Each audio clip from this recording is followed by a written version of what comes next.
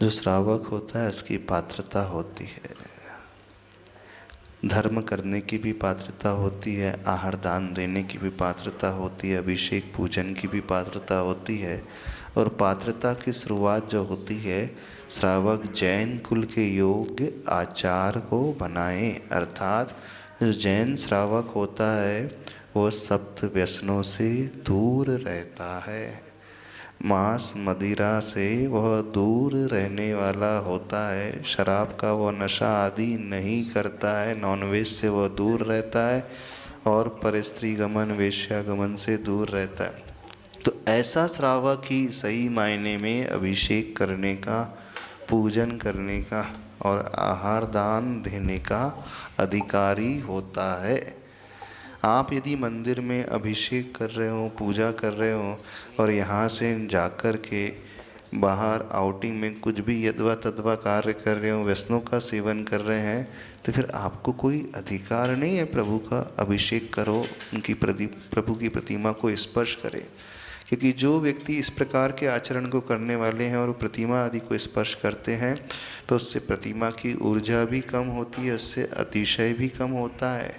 देखो, एक सूत्र आता है तत्वा सूत्र में, विधि द्रव्य दात्री पात्र विशेषास तद विशेष, अर्थात हर क्रिया में, वहाँ तो दान के लिए विशेष रूप से सूत्र आया है, पर ये सूत्र जो है हर जगह एप्लीकेबल होता है।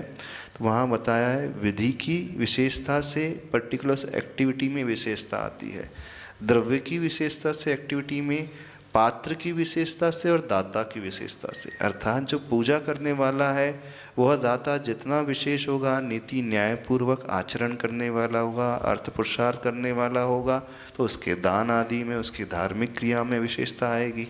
और यदि उसकी पात्रता प्रॉपर नहीं होगी तो उसकी दान आदि अथवा धार्मिक क्रिया भी गलत हो जाएगी।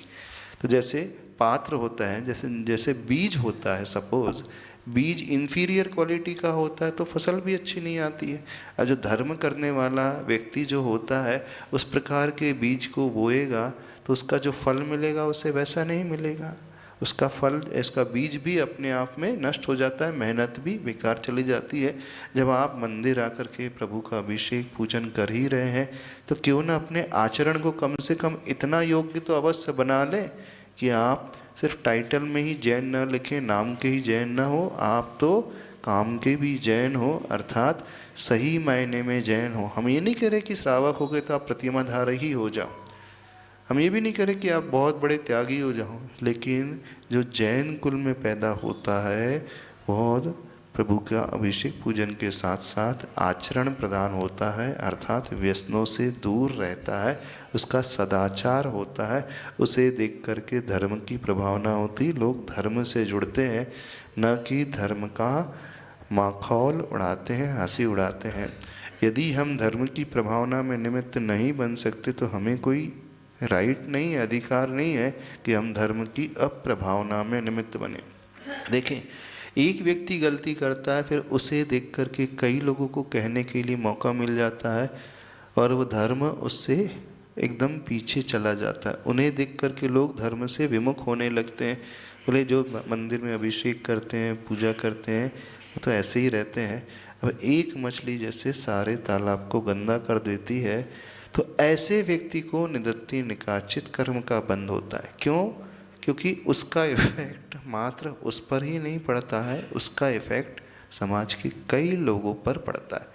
जैसे आप अच्छा कार्य करोगे तो आपको देख करके जो धर्म की ओर आकृष्ट होंगे उनका छठवां हिस्सा पुण्य आपको मिलेगा, और आपका आचरण गलत रहेगा और आपको देख करके कोई धर्म से विमुख होगा तो आपको उनके हिस्से का भी छठवां हिस्सा पाप का भी बंद होगा। अर्थात ऐसा मनुष्य, ऐसा जीव भवों भवों में इस प्रकार के दुष्फल को भुगतता है। इसलिए आचरण को प्रमुखता दी जाना चाहिए, प्रधानता दिया जाना चाहिए।